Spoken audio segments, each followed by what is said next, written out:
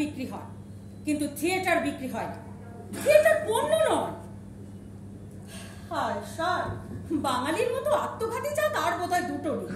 হয়তো বা আসলে গ্রুপ থিয়েটার একটা মাফন, এটা একটা পরিবারের নাম। এই যে আমাদের গ্রুপ থিয়েটারে যে সমস্ত মহিলারা অভিনয় করতে আসেন, তাদের কত রকম সমস্যার সম্মুখীন হয়ে আসতে হয় জানো? আমার থেকে ভালো আর কে জানে। বিয়ের আগে যা সব সমস্যার সম্মুখীন হতে হয়েছে, নিজের বাড়ির লোকেরাই বিরোধী, এখনো কত কি সমস্যার সামনে, তারপর রিহার্সালে আসি। আমি নিজের সমস্যা ফেস করেছি বলে আমাদের দলে আমরা মহিলাদের খুব যত্নে রাখি। তাদের স্বাচ্ছন্দ্য দেখা, রাত হয়ে গেলে তাদের বাড়ি পৌঁছে দেওয়া ইত্যাদি কাজও করে থাকি। কিন্তু খারাপ লাগে যখন দেখি কিছু অশিক্ষিত মানুষ এসব নিয়ে অকথা কুকথা রটায়, আর বলে তারাই যারা শিল্পের সারমর্ম বোঝে না। আনকালচার লোকজন সব। এসব নিয়েও তো আমরা নাটক করতে পারি। অবশ্যই। কেন? ওরুর উপর আক্রমণের ঘটনাটা কি ন্যাক্কারজনক।